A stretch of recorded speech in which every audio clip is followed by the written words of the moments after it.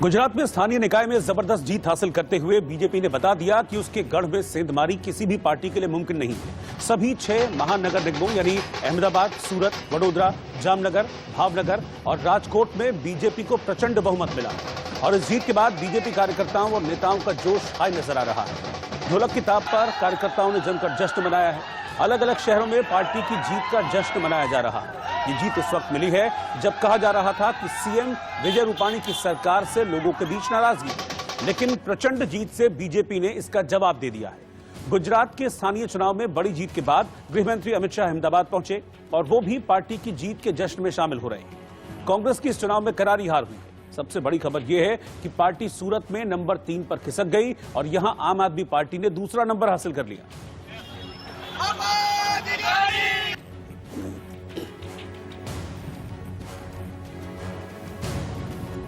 गुजरात में शानदार जीत हासिल हुई है और इस जीत के बाद गृहमंत्री अमित शाह गुजरात पहुंचे।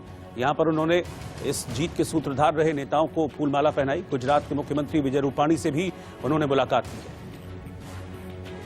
गुजरात के हर कोने में कहीं न कहीं म्युनिसिपल कॉरपोरेशन का चुनाव हुआ और जो नतीजे आए हैं वो नतीजे दिखाते हैं कि गुजरात भारतीय जनता पार्टी के गढ़ के रूप में फिर से एक बार अपने आप को प्रस्थापित करता है। मोदी जी के नेतृत्व में जो विकास की यात्रा चली थी उसको भारतीय जनता पार्टी ने आज भी चालू रखा है और आज जो परिणाम आए हैं वो गुजरात में अब तक के सबसे अच्छे परिणामों में से एक परिणाम है। गुजरात नगर निगम चुनाव में बीजेपी की बड़ी जीत के बाद प्रधानमंत्री नरेंद्र मोदी ने गुजरात के लोगों को धन्यवाद दिया। प्रधानमंत्री मोदी ने ट्वीट कर कहा, आज पूरे गुजरात में मिली जीत बेहद खास है। ऐसी पार्टी के लिए जो एक राज्य में 2 दशकों से अधिक समय से अभूतपूर्व जीत हासिल कर रही है। समाज के सभी वर्गों, खासकर युवाओं से इतना समर्थन मिलना अभूतपूर्व है।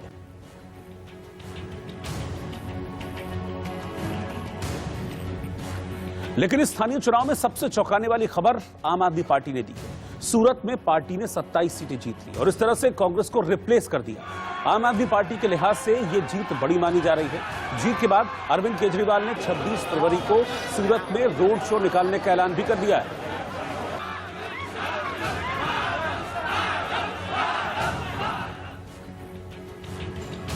सत्ताईस सीटें जीतने के बाद अरविंद केजरीवाल ने ट्वीट किया और अपने ट्वीट में उन्होंने लिखा, नई राजनीति की शुरुआत करने के लिए गुजरात के लोगों को दिल से बधाई। गुजरात के 26 शहरों की महानगर पालिका चुनाव में बीजेपी ने एक बार फिर से साबित कर दिया है कि राज्य में फिलहाल तो उसका कोई तोड़ नहीं है। अहमदाबाद नगर निगम की कुल 192 सीटों में से 140 के नतीजे आए हैं और बीजेपी ने ज्यादातर सीटें जीती हैं, जबकि कांग्रेस को सिर्फ 14 सीटें मिली हैं। लेकिन एआईएमआईएम ने चौंकाते हुए 8 सीटों पर अपना कब्जा जमा लिया है। राजकोट की कुल 72 सीटों में बीजेपी को 68 सीटें मिली हैं और कांग्रेस के खाते में 4 सीटें गई। सूरत में नतीजे बेहद चौंकाने वाले रहे हैं। यहां की 120 सीटों में से बीजेपी ने 93 पर जीत हासिल की है, लेकिन कांग्रेस का खाता भी नहीं खुला है और आम आदमी पार्टी ने 27 सीटें जीत ली हैं। भावनगर में भी नतीजे बीजेपी के पक्ष में रहे हैं। कुल 52 सीटों में से बीजेपी को 44 सीटें मिली हैं, जबकि कांग्रेस को 8 सीटें मिली हैं। इसी तरह वडोदरा की कुल 76 सीटों में बीजेपी को 69 सीटें मिली हैं और कांग्रेस को सिर्फ 7 सीटों से ही यहां पर संतोष करना पड़ा है। और जामनगर की अगर हम बात करें तो कुल 64 सीटों में से बीजेपी ने 50 सीटें यहां पर हासिल कर ली है और यहां पर कांग्रेस को 11 सीटें मिली। गुजरात के 6 महानगर पालिका के चुनाव के नतीजे आ चुके हैं और गुजरात में भाजपा ने फिर एक बार 6 महानगर पालिका में प्रचंड विजय हासिल कर ली है। और जबकि देखा जाए तो गुजरात के 6 महापालिका जैसे कि अहमदाबाद, सूरत, वडोदरा, राजकोट, भावनगर, जामनगर में चुनाव हुए थे 21 तारीख को और आज उसके नतीजे आए तो नतीजे में सब साफ उठ के सामने आया कि कांग्रेस को पूरा नुकसान हुआ है। कांग्रेस सभी जगह पे मार खा चुकी है और जिस तरह से कांग्रेस को नुकसान हुआ है, दूसरी तरफ कांग्रेस की जगह पे आम आदमी पार्टी दूसरे नंबर पे आई है। दूसरे नंबर पे सूरत की बात करें तो सूरत म्यूनिसिपल कॉरपोरेशन में आम आदमी पार्टी के काफ़ी सारे उम्मीदवार जीते हैं। 12 की सीट आम आदमी पार्टी को मिली है।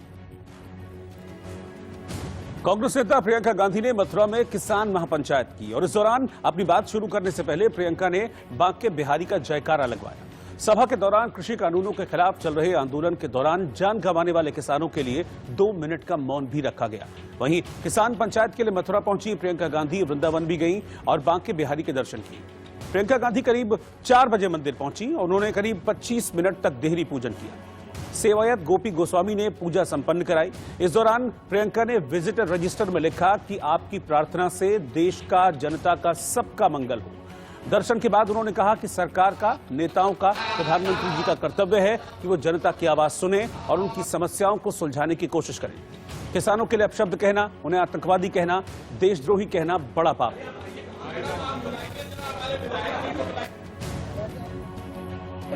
ये सरकार का अहंकार है, भीड़ इकट्ठे करने की बात नहीं है। ये जनता की आवाज है, किसान की आवाज है। सरकार का, नेताओं का, प्रधानमंत्री जी का कर्तव्य है कि वो इन जनता की आवाज सुने, उनकी समस्याओं को सुलझाने की कोशिश करें। ऐसा कहना कि भीड़ इकट्ठी हो जाएगी, किसानों के लिए अपशब्द कहना, उन्हें कभी आतंकवादी कहना, कभी देशद्रोही कहना, ये बहुत बड़ा पाप है। इससे पहले किसान महापंचायत में प्रियंका गांधी ने केंद्र सरकार को निशाने पर लिया। उन्होंने कहा कि मोदी सरकार का विवेक मर चुका है, भगवान श्री कृष्ण इनका अहंकार तोड़ेंगे। ब्रजवासियों के बीच प्रियंका गांधी ने कहा कि आप गोवर्धन पर्वत बचाकर रखिएगा, कल को सरकार इसे भी न बेच दे।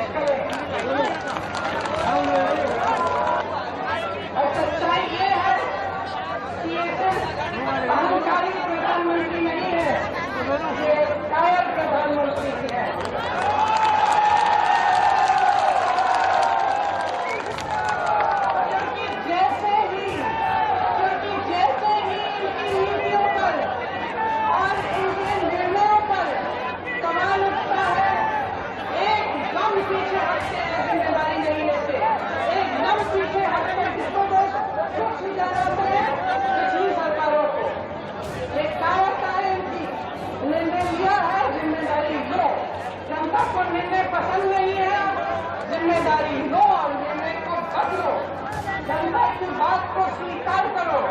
ये हिम्मत नहीं है इनमें अहंकार है और पूरी तरह से कायल है। भगवान श्री कृष्ण इस सरकार का अहंकार भी तोड़ेंगे। सरकार कभी भगवान कृष्ण की वाणी सुनाई देगी कि जो जनता कहती है वो सही है, जो धर्म कहता है वो यही है कि जनता सबसे महत्वपूर्ण है। हर नेता का यही है। मथुरा में कांग्रेस महासचिव प्रियंका गांधी के भाषण के दौरान कुछ महिलाएं उनके मंच के आगे प्रदर्शन करने लगी। जानकारी के मुताबिक प्रियंका गांधी की रैली में न्याय की गुहार लगाने वाली एक गैंगरेप पीड़िता थी, जिसने 26 अप्रैल को भरतपुर में गैंगरेप होने का दावा किया। सुन मंच पर खड़ी प्रियंका ने अपना भाषण बीच में रोक दिया और पीड़िता से मिलने के लिए नीचे उतर आई। सरकार ने अपने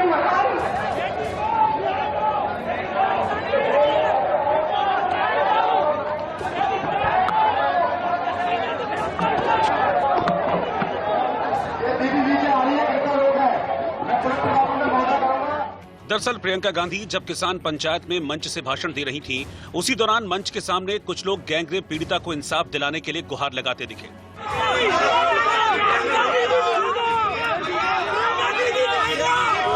क्या बात हो गई? कहाँ की रहने वाली हो? कहाँ की रहने वाली हो? हालांकि इस दौरान पुलिस वाले उन्हें रोकते दिखे, लेकिन पीड़ित प्रियंका गांधी को पुकारने लगे और आरोपियों की गिरफ्तारी की मांग करते हुए आप बीती सुनाते दिखे।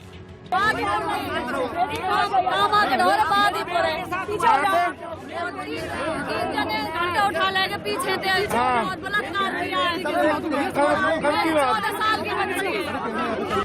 तीन गांव के तीन गुंडे थे, तीन बदमाश थे गांव के। प्रियंका गांधी से यही गुहार लगा रहे हैं साहब, हमारे यहाँ सरकार है, प्रियंका गांधी जी कुछ मदद करें हमारी। कहाँ पे हुआ था ये घटना, किसने की थी? बादीपुर में एक गांव में भरतपुर में एक गांव में बादीपुर। ये सब तब हुआ जब प्रियंका गांधी अपना भाषण शुरू कर चुकी थी। तभी भीड़ में से निकलकर गैंगरेप पीड़िता सामने आ गई, जिसकी गुहार सुन प्रियंका ने अपना भाषण रोका और मंच से उतरकर उन्हें मदद करने का भरोसा दिया। कुछ लोग एक लड़की में से मिलना चाह रही थी। मैं कहना चाहती हूँ कि आप घबराइए नहीं, मैं आपसे अलग से बात करूंगी। कुछ लोग एक लड़की में से मिलना चाह रही थी। मैं कहना चाहती हूँ कि आप घबराइए नहीं, मैं आपसे अलग से बात करूंगी। प्रियंका गांधी ने इससे पहले भी हाथरस और उन्नाव मसले को लगातार उठाया है और यूपी की योगी सरकार पर कानून व्यवस्था को लेकर जमकर निशाना साधा है। लेकिन इस बार अपनी रैली में ही पीड़िता की गुहार सुन प्रियंका खुद को रोक नहीं पाई। खैर, चुनाव है और नेताओं को दरियादिली दिखानी ही पड़ती है, तभी तो जनता की सहानुभूति उनके साथ जुड़ेगी।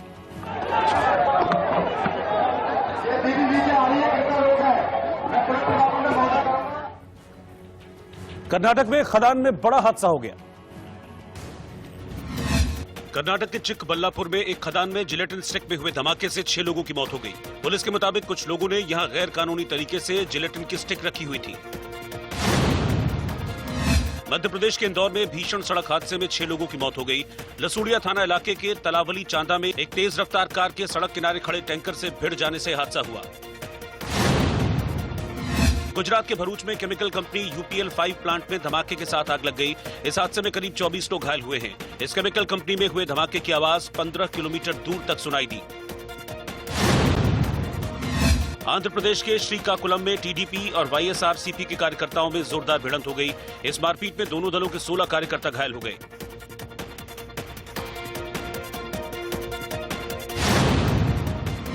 टेस्ला और स्पेसएक्स के सीईओ एलन मस्क के एक ट्वीट से बिटकॉइन की कीमत में भारी गिरावट आ गई। मस्क ने ट्वीट किया कि बिटकॉइन की कीमत कुछ ज्यादा ही तेजी से बढ़ रही है।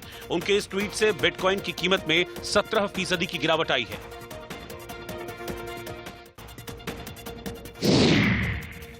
लगातार कई दिनों की गिरावट के बाद मंगलवार को बाजार बढ़त के साथ बंद हुआ। सेंसेक्स महज 7 अंक ऊपर 49,751 पर बंद हुआ। वहीं निफ्टी 32 अंकों की उछाल के साथ 14,707 पर बंद हुआ।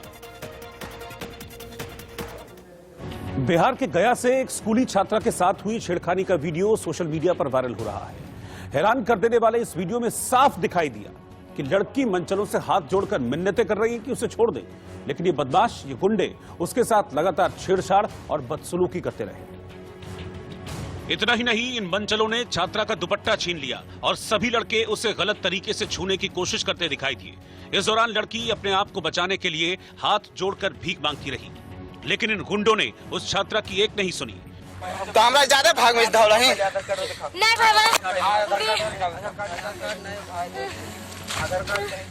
भाग में तो फिर मार दो। नहीं भागो भाई, हमने दुपट्टा दे दो भाई, बात कर तोर बहिन नहीं गो सब रुक। अच्छा घर कहाँ? हम फतेहपुर रे भाई। केकर बेटी?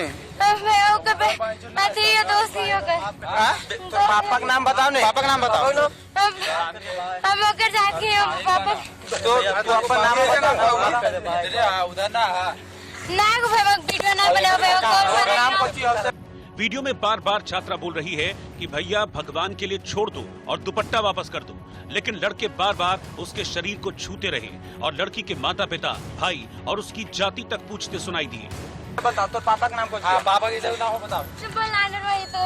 हेलो रोहित हुआ के मोबाइल रख प्लीज भाई माफ कर दे भाई। माफ कर दे भाई, हम गौर पर रहे ज्यादा भी थुरे ज्यादा भी। हां नाम पूछ। ज्यादा भी तू दुपट्टा दे दे भाई, इज्जत दे रुक। अभी इज्जत देख है, जब इज्जत ना ले। तेरा इज्जत हम नहीं दे, हम इज्जत मियां यही कौन सा जाते हैं? चौधरी है। इस दौरान छात्रा को घेर कर खड़े इन गुंडों ने उसके दोस्त को भी पीटा। हालांकि वो फिर कभी साथ न खड़े होने की कसम खाता रहा, लेकिन पीटने वालों का दिल कहां पसीजने वाला था।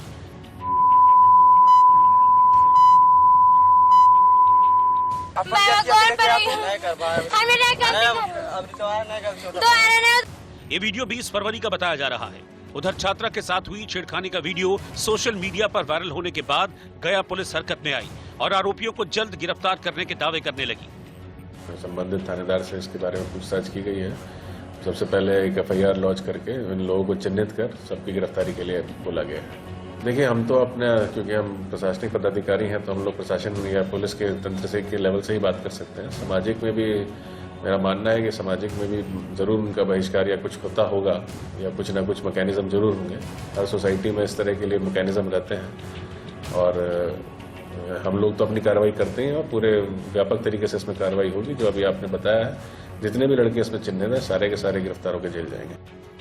पुलिस भले ही वायरल वीडियो सामने आने पर अपराधियों को न बख्शने का दावा कर रही हो, लेकिन बिहार में सरेआम छात्रा से बदसलूकी सुशासन के दावों पर सवालिया निशान लगाती है। श्रीनगर में सेना के जवानों ने घर को चारों तरफ से घेर लिया क्योंकि उन्हें खबर मिली थी कि घर में आतंकी छिपे हुए हैं। घर के अंदर घुसकर जवानों ने ऑपरेशन को अंजाम तक पहुंचाया। पहले से तय रणनीति और सही समय पर जवानों ने करके दिखाया, क्योंकि हकीकत में यह ऑपरेशन जवानों की ट्रेनिंग का हिस्सा था। श्रीनगर में जवानों को आतंकियों से निपटने की स्पेशल ट्रेनिंग दी जा रही है, लेकिन इस दौरान जवानों ने ठीक उसी तरह मोर्चा संभाला जैसे आतंकी ठिकानों पर एक्शन के दौरान होता है। फुर्ती और सावधानी के साथ आगे बढ़ते हुए जवान घर के दरवाजे के सामने पहुंच गए, क्योंकि घर के अंदर मौजूद खतरे को नाकाम करना था। थोड़ी देर तक ठहरकर जवानों ने हालात को समझा। इसके बाद इशारा मिलते ही एक छोटी सी चीज अंदर फेंकी गई, जिससे वहां धुआं हो गया और फिर दो जवान झटके से घर के अंदर घुस गए। एक दूसरे को सुरक्षा देते हुए कई जवान घर के अंदर दाखिल हुए और कार्रवाई शुरू हो गई। घर के अंदर ऑपरेशन को अंजाम देने के बाद जवान जल्दी ही बाहर आए और बाहर आतंकियों की तलाश में जुट गए। असल में ये ऑपरेशन कश्मीर में आतंकियों के खिलाफ जवानों की स्पेशल ट्रेनिंग का हिस्सा है, जिसके तहत 15 कॉप्स बैटल स्कूल में ही एक गांव बनाकर आतंकियों से निपटने का हुनर सिखाया गया। भारतीय सेना के जिन अफसरों और जवानों की तैनाती कश्मीर में है, उन्हें वहां के हालात के मुताबिक ट्रेनिंग जरूरी है और इसी सिलसिले में घाटी में तैनात जवानों को 28 दिन की ट्रेनिंग दी जाती है। इस दौरान उनको रस्सियों की मदद से दीवार पर चढ़ने और उतरने का हुनर सिखाया जाता है।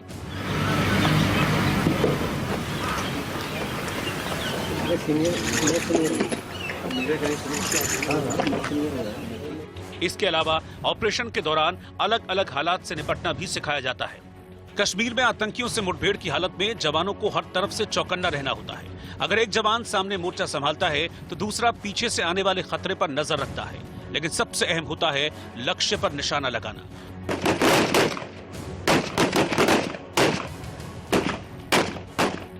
ट्रेनिंग के दौरान कुछ जवानों ने एक ठिकाने को अपनी फायरिंग की जद में लिया तो जवानों की दूसरी टोली रेंगते हुए उसकी ओर बढ़ने लगी।